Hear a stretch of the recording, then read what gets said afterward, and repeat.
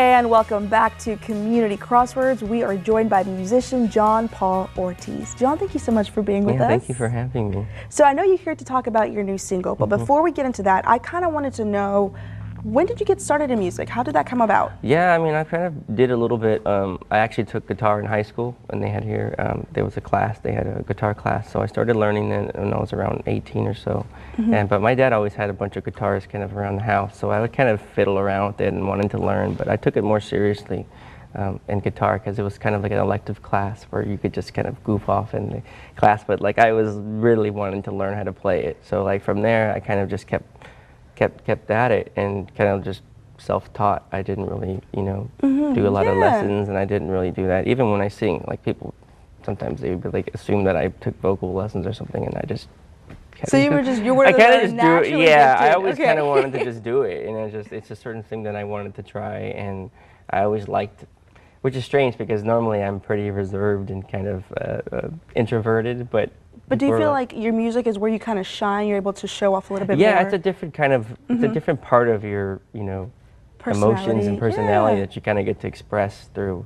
And sometimes when you're singing other people's like songs, you get to enjoy like the lyrics that they wrote, and you kind of can kind of take it into what you're actually singing about. And then it's even more personal when it's like your own music. And so when you approach the writing process, what kind of like routine do you go through? Yeah, a lot of the writing I actually do with my brother. Like that's actually what the song, the single was the very first poem that when I was in high school, I kind of picked up, and it was kind of inspired by wanting to do this project that we have together. So like a lot of the writing we kind of do, I kind of slice up a bit to kind of make it more into a song, because a lot of them are poems.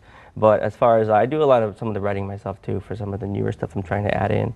But yeah, it just depends. Like sometimes you just get inspiration from wherever you're at. You're outside or you hear another song and you're like, oh, that's a really good theme, and like I kind of want to do something similar to that, or it's just so going off that trend of themes, what would you say kind of themes around your newest single? Yeah, a lot of them are sort of, I like to think they're more like just emotional, like you kind of take it in. Like thought-provoking. Yeah, it's thought-provoking. A lot of the times the music is more love-based. I like a lot of love songs just because it's sort of like, it's something that's kind of universal. It's a universal topic that a lot of people would like. You can always talk about different things and being vulnerable for relationships or whatever the things are. There's sort of like the unknown of dealing with things. Kind of letting that guard down. Letting your guard down. So a lot of the times the songs are very like that. They're very straightforward, or sometimes they're just very like, I just want to kind of have something where I can tap my toe to. Yeah. So it kind of varies, but a lot of the times they're more kind of, I like a lot of the old school songwriters, that the Jim Croce and different kind of people, where they kind of have things that are very like, they just get you immediately, and it's like you just have to stop and listen to it. So I try to get a little bit of that in a bottle and try to bottle it up when I can. So earlier off camera we were talking about the kind of sound that you kind of bring, and you don't really have like one specific sound that really it kind of varies. Like I said, my dad, and he influenced me a lot because we had a whole bunch of records when we were growing up. So I just like, Black Sabbath, I get like, just Elliott Smith, a lot of the indie people back in the day, from the 80s and 90s. I like, even when I perform, sometimes I do a lot of some of these 80s songs and 90s songs that I kind of listened to when I was growing up, younger.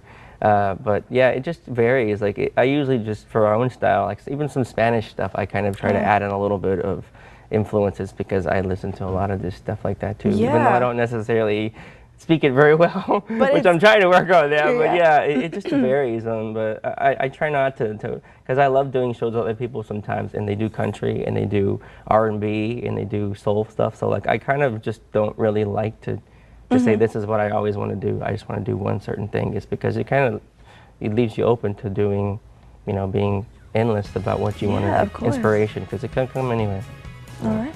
Well, John Paul, thank you so much for your time. And for everyone at home, don't go anywhere, because we hear from his latest single up